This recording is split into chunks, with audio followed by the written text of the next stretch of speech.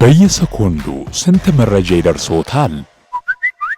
ከነዚህ ውስጥ ስንቱ እውነት ስንቱስ ሐሰት መሆኑን እንዴት ይለያሉ? ሐሰተኛ መረጃ የሰውን ሕይወት ሊያናጋ፣ የሀገርን ሰላም ሊያውክ ብሎም ጤናን ሊጎዳ ይችላል። መፍትሄው ምንድነው? መፍትሄው ትርታ ቼክ። ትርታ 97.6 ኤፍኤም አዲስ የተጀመረው ትርታ ቼክ እውነቱን ከሐሰት ነቅሶ በማውጣት የመረጃዎችን ትክክለኛነት አረጋግጦ ያቀርብሎታል። ማንኛውንም መረጃ ከማመንዎና ለሌሎች ከማጋራቶ በፊት አፍታ ቆም ይበሉ። ከሐሰተኛ መረጃ ራስዎን፣ ቤተሰቦንና ማህበረሰቦን ይጠብቁ። ትርታ ቼክ በትርታ 97.6 ኤፍኤም ይቀርባል። የተከበራችሁ አድማጮቻችን እንደምን አላችሁ? ይህ በትርታ ኤፍኤም 97.6 ወደ እናንተ የሚደርሰው የትርታ ቼክ ፕሮግራማችን ነው። በዚህ ፕሮግራማችን በማህበራዊ ሚዲያ ሆነ በተለያዩ መንገዶች በፍጥነት የተሰራጩ አነጋጋሪ የሆኑና ብዥታን የፈጠሩ መረጃዎችን እውነታን በጥልቀት እንፈትሻለን።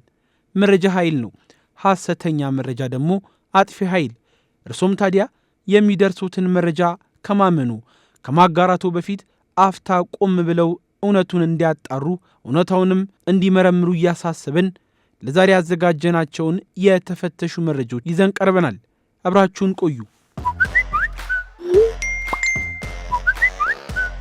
በቅድሚያም በአክሱም ሙስሊሞች ላይ ግድያ ተፈጸመ በሚል የተሰራጨው የምስል እውነታ አድማጮች በማህበራዊ ሚዲያ በተለይም በፌስቡክ ላይ በአክሱም ከተማ ሙስሊም ሰጋጆች ላይ የኃይል እርምጃና ግፍ ተፈጽሟል በሚል የሚገለጸው መረጃ ከምስል ጋር ሲሰራጭ ተመልክተዋል። በማህበራዊ ሚዲያ በፌስቡክ ሄራታጆብ ደነብ ሚዲያ ኔትወርክ በተባለና ከ164,000 በላይ ተከታዮች ባሉ ገጽ ላይ በአክሱም ከተማ ሙስሊም ሰጋጆች ላይ ግፍ ተፈጽሟል የሚል መረጃ ከምስል ጋር ተሰራጭቶ ተመልክተናል። ይህ ልጥፍ ፍትህ ለአክሱም ሙስሊሞች በሚል መሪ ቃል የህወሓትን አስተዳደር ተጠያቂ የሚያደርግ ሲሆን ዜናውን ወደ እናንተ እስካደረስንበት ሰዓት ድረስ ከ5500 በላይ ላይክና ከ1000 በላይ ሼርም ተደርጓል። ትርታ ቼክ የመረጃውን እውነተኝነት ለማረጋገጥ ምስሉን በዲጂታል ማጣሪያ የመረመረም ሲሆን በልጥፉ ላይ ጥቅም ነው ያለው ምስል በሰው ሰራሽ አስተውሎት የሚሰሩ ምስሎችን በሚለየው ኤአይ ኦርኖት በተባለው የዲጂታል መሳሪያ ሲመረመር ምስሉ በኤአይ የተቀነባበረ እንጂ እውነተኛ ክስተትን የሚያሳይ አለመሆኑ ተረጋግጧል። በመሆኑም መረጃው የተሳሳተና በቴክኖሎጂ የተፈበረከ ምስልን በመጠቀም የሰዎችን ስሜት ለመቀስቀስ የተከታዮችን ቁጥር ለመጨመር የታለመ መሆኑን ተመልክተናል። በመሆኑም በአክሱም ሙስሊም ሰጋጆች ላይ ጥቃት ተፈጽሟል በሚል የተሰራጨው ምስልና መረጃ ሐሰተኛ መሆኑን ትርታ ቼክ አረጋግጧል። በማስከተል አዲስ የተቃውሞ ሰልፍ በማስመሰል እየተሰራጨ ስላለው የቆየ ቪዲዮ እንነግራችኋለን። ከሰሞኑ በማህበራዊ ሚዲያ በተለይም ኢሳኩን አልሀበሻ በተባለ የፌስቡክ ገጽ እናት ኢትዮጵያን የደፈራት አብይ አህመድ ይውረድ በሚል ጽሑፍ የታጀበ የተቃውሞ ሰልፍ እንደተደረገ የሚያሳይ ምስል ተሰራጭቶ ተመልክቷል። የብዙዎችን ትኩረት የሳበው ጉዳይ ዜናውን እስካጠናከርንበት ጊዜ ድረስ እንኳን 600 በላይ ላይክ እና ከ113 በላይ ኮመንት እንዲሁም ከ25 ጊዜ በላይ ሼር አግኝቷል። ትርታ ቼክ የቪዲዮን ትክክለኝነትና ምስሉ የተሰራጨበትን ጊዜና እውነታን ለማረጋገጥ ማጣራቶችን ያደረገ ሲሆን ሪቨርስ ኢሜጅ በተባለው የዲጂታል ማጣሪያ ከቪዲዮ ላይ የተወሰዱ ምስሎችን በመጠቀም ባደረግነው ማጣራትም ቪዲዮ አሁን በቅርቡ የተቀረጸ ሳይሆን ከ7 ዓመታት በፊት በነበረ ሌላ ሰልፍ ላይ የተወሰደና ለረጅም ጊዜ በኢንተርኔት ላይ ሲዘዋወር የቆየ መሆኑን ለማወቅ ተችሏል። አልፎም የቀረበው ቪዲዮ የቆየ መሆኑን ከሚያጋልጡት ዋና ዋና ነገሮች መካከል አንዱና ማንኛውም አድማጭ ተመልካች በቀላሉ በእይታ የሚረዳው ሐቁን የመለያው ዘዴ የመንገዶቹ ገጽታ ሲሆን በቪዲዮ ላይ የሚታዩት መንገዶችና አካባቢዎች አሁን በስፋት እየተሰራ ያለው የኮሪደር ልማት ከመጀመሩ በፊት የነበረውን ገጽታ የሚያሳዩ ናቸው። በመሆኑም ቪዲዮ ከ7 ዓመታት በላይ ያስቆጠረ ከኮሪደር ልማት በፊት የተቀረጸና አሁን ካለው ወቅታዊ ሁኔታ ጋር ምንም አይነት ግንኙነት የሌለው በመሆኑ ትርታ ቼክ መረጃውን ሐሰተኛ ሲል በይኖታል።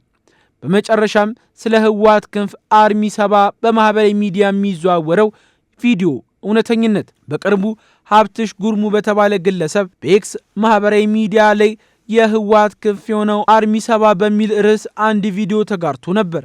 ይልጥፍ ከ10,000 በላይ እይታን ከ48 በላይ ላይክን እንደዚሁም ከ30 በላይ ኮመንትን ማግኘትም ችሏል።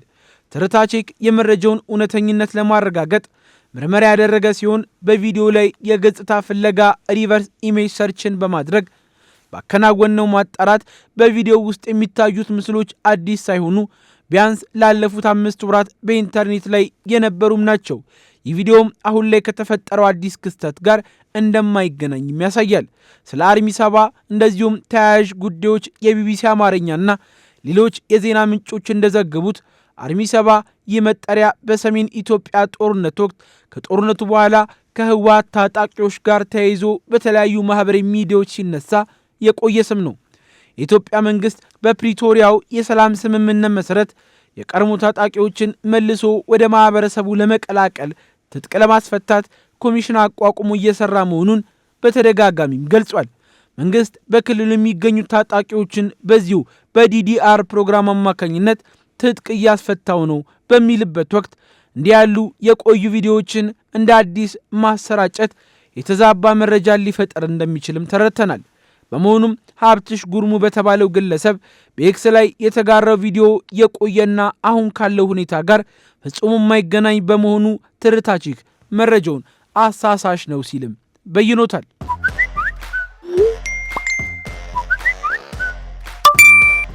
በየሰኮንዱ ስንት መረጃ ይደርሶታል? ከነዚህ ውስጥ ስንቱ እውነት ስንቱስ ሐሰት መሆኑን እንዴት ይለያሉ? ሐሰተኛ መረጃ የሰውን ሕይወት ሊያናጋ፣ የሀገርን ሰላም ሊያውክ ብሎም ጤናን ሊጎዳ ይችላል። መፍትሄው ምንድነው? መፍትሄው ትርታ ቼክ። ትርታ 97.6 ኤፍኤም አዲስ የተጀመረው ትርታ ቼክ እውነቱን ከሐሰት ነቅሶ በማውጣት የመረጃዎችን ትክክለኛነት አረጋግጦ ያቀርብሎታል። ማንኛውንም መረጃ ከማመኖና ለሌሎች ከማጋራቶ በፊት አፍታ ቆም ይበሉ። ከሐሰተኛ መረጃ ራስዎን፣ ቤተሰቦንና ማህበረሰቦን ይጠብቁ።